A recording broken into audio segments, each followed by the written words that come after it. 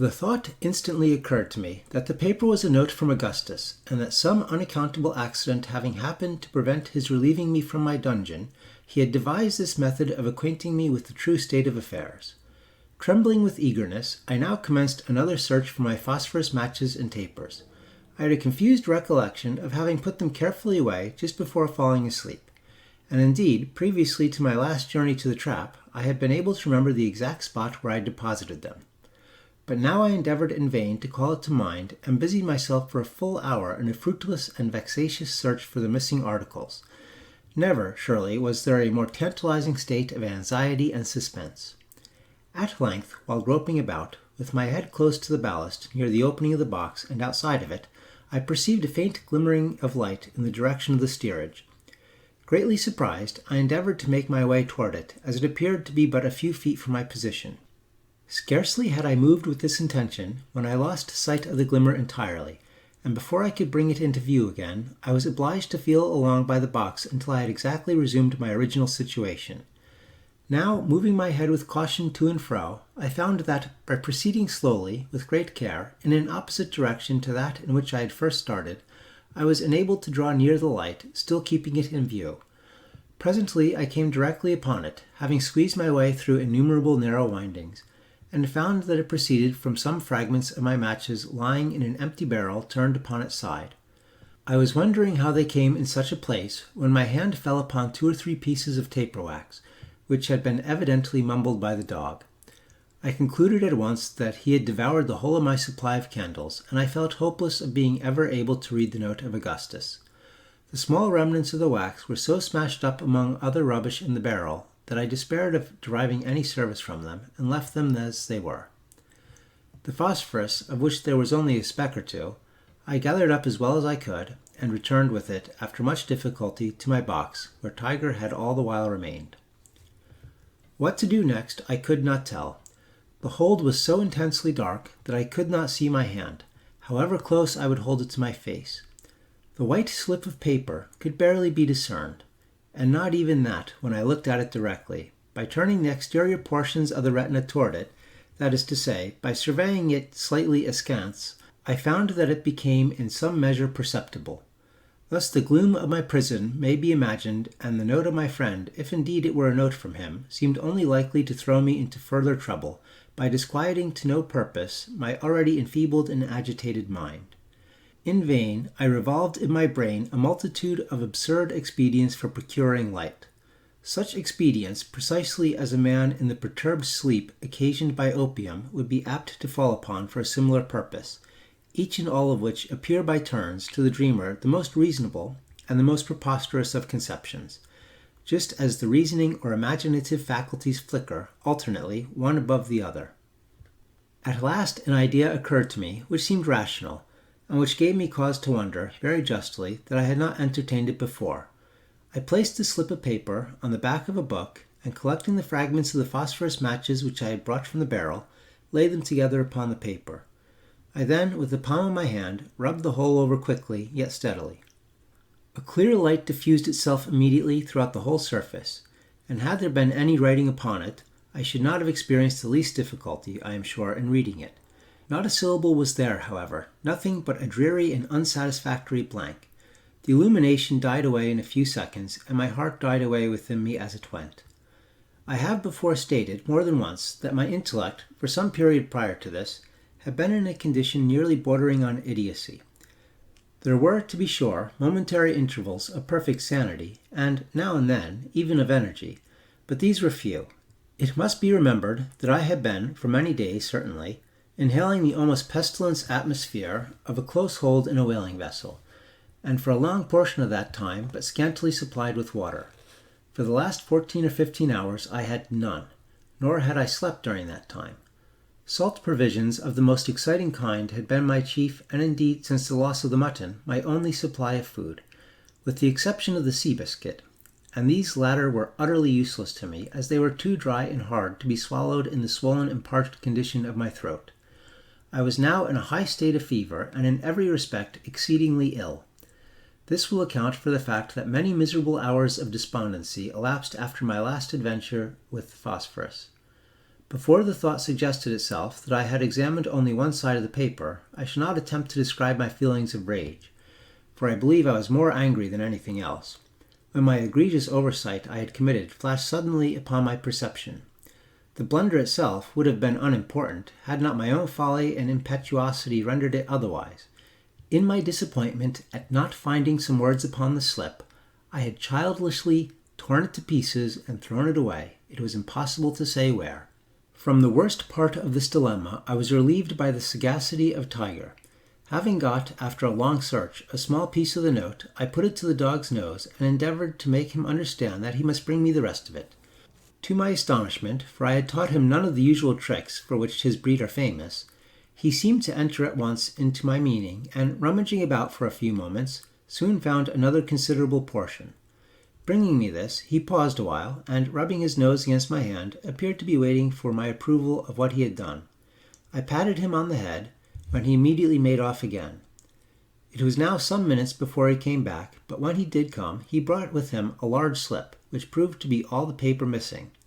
It could have been torn, it seems, only into 3 pieces. Luckily, I had no trouble in finding what few fragments of the phosphorus were left, being guided by the indistinct glow 1 or 2 of the particles still emitted. My difficulties had taught me the necessity of caution, and I now took time to reflect upon what I was about to do. It was very probable, I considered, that some words were written upon that side of the paper which had not been examined, but which side was that? Fitting the pieces together gave me no clue in this respect, although it assured me that the words, if there were any, would be found all on one side, and connected in a proper manner as written. There was the greater necessity of ascertaining the point in question beyond a doubt, as the phosphorus remaining would be altogether insufficient for a 3rd attempt should I fail at the one I was now about to make. I placed the paper on a book as before, and sat for some minutes thoughtfully revolving the matter over in my head. At last I thought it barely possible that the written side might have some unevenness on its surface, which a delicate sense of feeling might enable me to detect. I determined to make the experiment, and passed my finger very carefully over the side which first presented itself. Nothing, however, was perceptible, and I turned the paper, adjusting it on the book. I now again carried my forefinger cautiously along, when I was aware of an exceedingly slight, but still discernible glow, which followed as it proceeded. This, I knew, must arise from some very minute remaining particles of the phosphorus with which I had covered the paper in my previous attempt. The other, or under side, then, was that on which lay the writing, if writing there should finally prove to be. Again I turned the note, and went to work as I had previously done. Having rubbed in the phosphorus, a brilliancy ensued as before, but this time several lines of MS in a large hand, and apparently in red ink, became distinctly visible. A glimmer, although sufficiently bright, was but momentary. Still, had I not been too greatly excited, there would have been ample time for me to peruse the whole 3 sentences before me, for I saw there were 3. In my anxiety, however, to read all at once, I succeeded only in reading the 7 concluding words, which thus appeared: "Blood, your life depends upon lying close." Had I been able to ascertain the entire contents of the note, the full meaning of the admonition which my friend had thus attempted to convey, that admonition, even though it should have revealed a story of disaster the most unspeakable, could not, I am firmly convinced, have imbued my mind with 1/10 of the harrowing and yet indefinable horror with which I was inspired by the fragmentary warning thus received. And blood, too, that word of all words, so rife at all times with mystery and suffering and terror, how trebly full of import did it now appear, how chilly and heavily, disjointed as it thus was, from any foregoing words to qualify or render it distinct, did its vague syllables fall amid the deep gloom of my prison into the innermost recesses of my soul. Augustus had, undoubtedly, good reasons for wishing me to remain concealed, and I formed 1,000 surmises as to what they could be, but I could think of nothing affording a satisfactory solution of the mystery. Just after returning from my journey to the trap, and before my attention had been otherwise directed by the singular conduct of Tiger, I had come to the resolution of making myself heard at all events by those on board, or if I could not succeed in this directly, of trying to cut my way through the orlop deck. The half-certainty which I felt of being able to accomplish one of these 2 purposes in the last emergency had given me courage, which I should not have otherwise had, to endure the evils of my situation. The few words I had been able to read, however, had cut me off from those final resources. and I now, for the first time, felt all of the misery of my fate. In a paroxysm of despair, I threw myself again upon the mattress, where, for about a period of a day and a night, I lay in a kind of stupor, relieved only by momentary intervals of reason and recollection. At length, I once more arose and busied myself in reflection upon the horrors which encompassed me. For another 24 hours, it was barely possible that I might exist without water. For a longer time, I could not do so. During the first portion of my imprisonment, I had made free use of the cordials with which Augustus had supplied me, but they only served to excite fever, without in the least degree assuaging my thirst. I had now only about a gill left, and this was of a species of strong peach liqueur, at which my stomach revolted. The sausages were entirely consumed. Of the ham nothing remained but a small piece of the skin, and all the biscuit except a few fragments of one had been eaten by Tiger. To add to my troubles, I found that my headache was increasing momentarily, and with it the species of delirium, which had distressed me more or less since my first falling asleep. For some hours past, it had been with the greatest difficulty I could breathe at all, and now each attempt at doing so was attended by the most depressing spasmodic action of the chest. But there was still another and very different source of disquietude, and one indeed whose harassing terrors had been the chief means of arousing me to exertion from my stupor on the mattress. It arose from the demeanor of the dog. I first observed an alteration in his conduct while rubbing in the phosphorus on the paper in my last attempt. As I rubbed, he ran his nose against my hand with a slight snarl, but I was too greatly excited at the time to pay much attention to the circumstance. Soon afterward, it will be remembered, I threw myself on the mattress and fell into a species of lethargy. Presently, I became aware of a singular hissing sound close at my ears, and discovered it to proceed from Tiger, who was panting and wheezing in a state of the greatest apparent excitement, his eyeballs flashing fiercely through the gloom. I spoke to him, when he replied with a low growl, and then remained quiet. Presently I relapsed into my stupor, from which I was again awakened in a similar manner. This was repeated 3 or 4 times, until finally his behavior inspired me with so great a degree of fear that I became fully aroused. He was now lying close by the door of the box, snarling fearfully, although in a kind of undertone, and grinding his teeth as if strongly convulsed. I had no doubt whatever that the want of water or the confined atmosphere of the hold had driven him mad, and I was at a loss what course to pursue. I could not endure the thoughts of killing him, yet it seemed absolutely necessary for my own safety. I could distinctly perceive his eyes fastened upon me with an expression of the most deadly animosity, and I expected every instant that he would attack me. At last I could endure my terrible situation no longer, and determined to make my way from the box at all hazards and dispatch him, if his opposition should render it necessary for me to do so.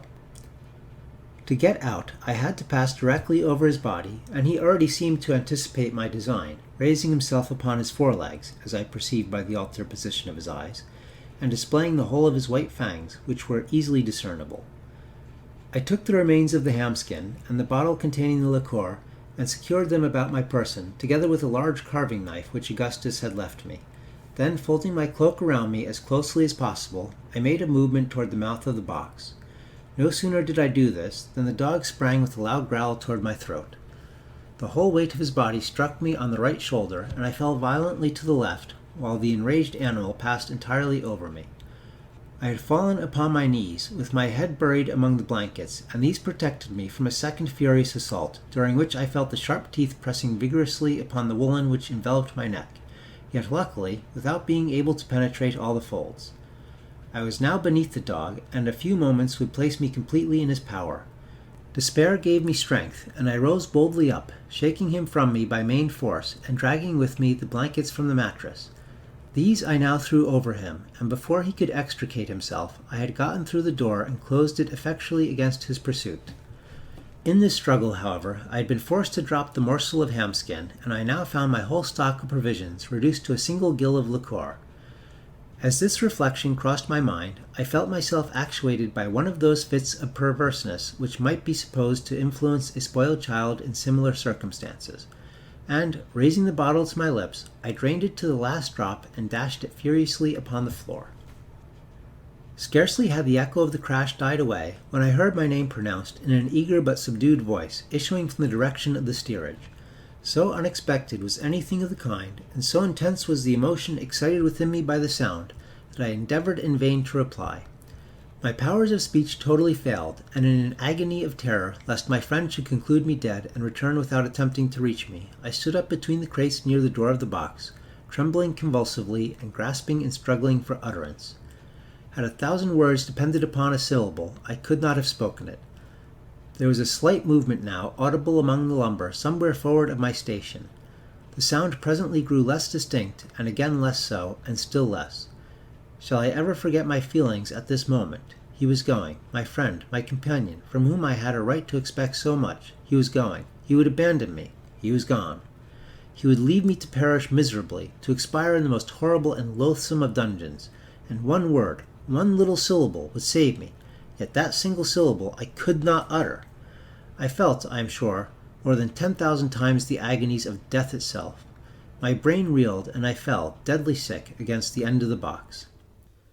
As I fell, the carving knife was shaken out from the waistband of my pantaloons and dropped with a rattling sound to the floor. Never did any strain of the richest melody come so sweetly to my ears. With the intensest anxiety, I listened to ascertain the effect of the noise upon Augustus, for I knew that the person who called my name could be no one but himself. All was silent for some moments. At length I again heard the word, "Arthur," repeated in a low tone, and one full of hesitation. Reviving hope loosened at once my powers of speech, and I now screamed at the top of my voice, "Augustus! Oh, Augustus!" "Hush, for God's sake, be silent," he replied, in a voice trembling with agitation. "I will be with you immediately, as soon as I can make my way through the hold." For a long time I heard him moving among the lumber, and every moment seemed an age to me. At length I felt his hand upon my shoulder, and he placed at the same moment a bottle of water to my lips. Those only who have been suddenly redeemed from the jaws of the tomb, or who have known the insufferable torments of thirst under circumstances as aggravated as those which encompassed me in my dreary prison, can form any idea of the unutterable transports which that one long draught of the richest of all physical luxuries afforded. When I had in some degree satisfied my thirst, Augustus produced from his pocket 3 or 4 boiled potatoes, which I devoured with the greatest avidity. He had brought with him a light in a dark lantern, and the grateful rays afforded me scarcely less comfort than the food and drink. But I was impatient to learn the cause of this protracted absence, and he proceeded to recount what had happened on board during my incarceration.